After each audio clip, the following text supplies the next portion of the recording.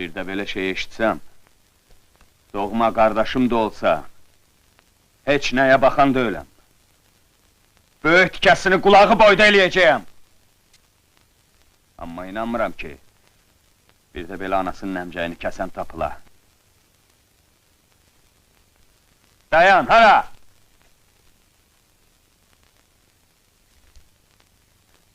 Bu kişidən nə qədər pul alınıbsa, gərək qaytaraq.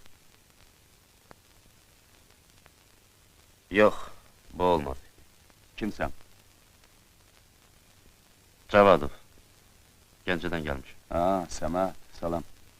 Mən səni sabah gözləyirdim. Gedək.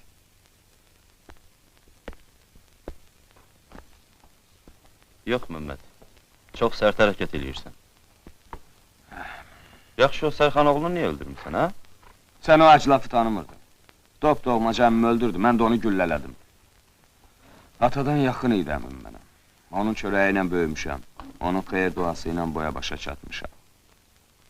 Onun qanını yerdə qoysaydım, ömrü boyu sinəsi dağlı qalacaq. Nədir ki?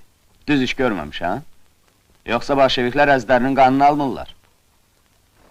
Bolşeviklərin mübarizəsi xana, bəyə, mülkədara qarşıdır. Onların mübarizəsi qan davası deyil, Məhməd.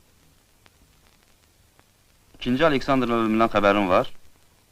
Bomba atıb öldürdülər onu. Niyə xəbərim yoxdur ki? Bəs o öləndən sonra onun yerinə kim gəldi? Nə bilim kim gəldi? Təzə padşah.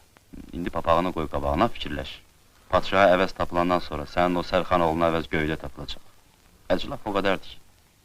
Sən mənim yerimdə olsaydın neynərdin? Sərxanoğlu sənin əmini öldürsəydi, durub baxardın?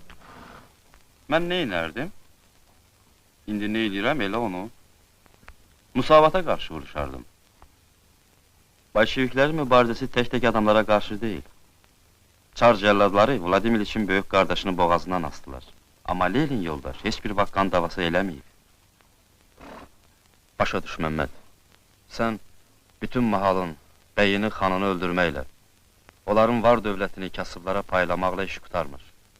İndi ən mühüm məsələ Gəncədə kütləvi üsyan qaldırmaqdır. Əgər Gəncədə üsyan qalxarsa, onda bütün Azərbaycan kəndləri bizə qoşulacaq. Belə olsa, Bakı fəhlələrində arxası möhkəm olar. İnqilabımızın qələbəsi naminə. Yalnız bu məsələnin həyata keçməsi üçün çalışmaq lazımdır.